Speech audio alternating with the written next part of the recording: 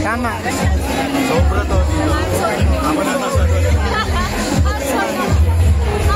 Siguro po kasi fulfilling po yung pakiramdam sa akin kasi Kasama talaga. oo nga eh.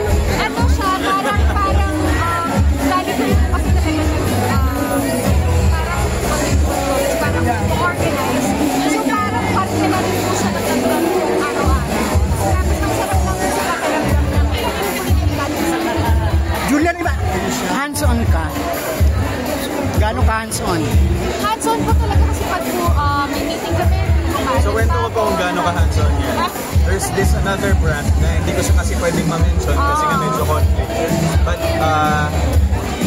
si Jules nun, parang sabi ko, maglagay ka dito sa Mowel Fan quadrant ng book mo.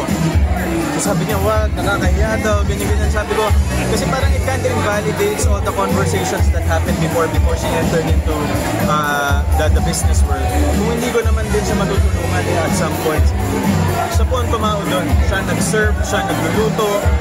Kasama niya si Kuya Mac, parang dalawa, tapos may dalawang staff. Pawis na pawis, pinakatara ko pa ng electric fan yan. Memorable sa akin kasi yung first time namin. For a business na nagsistart pa lang, parang ang pakiramdam ko kasi kailangan tumapulong yung bukod na si Alden na yun. Siyempre, achievement din yun. Gusto mo yung mapatunayan talaga. Yes, kasi ito rin po talaga kapag alam mo from ground up, sinimulan mo, R&D, nagsistart ka, nag-change kayo ng plan, nakita mo na may books na. Ang sarap. And si Alden yung talagang tumulong din sa akin. At mas-sense mo yung tao. Yes, matanong ko, kamusta ko. And from there, nag-change kami. Like, specifically, may one product na may adjustment, may comment, in-adjust talaga namin na naghanap kami ng other ingredients. So, ang sarap na.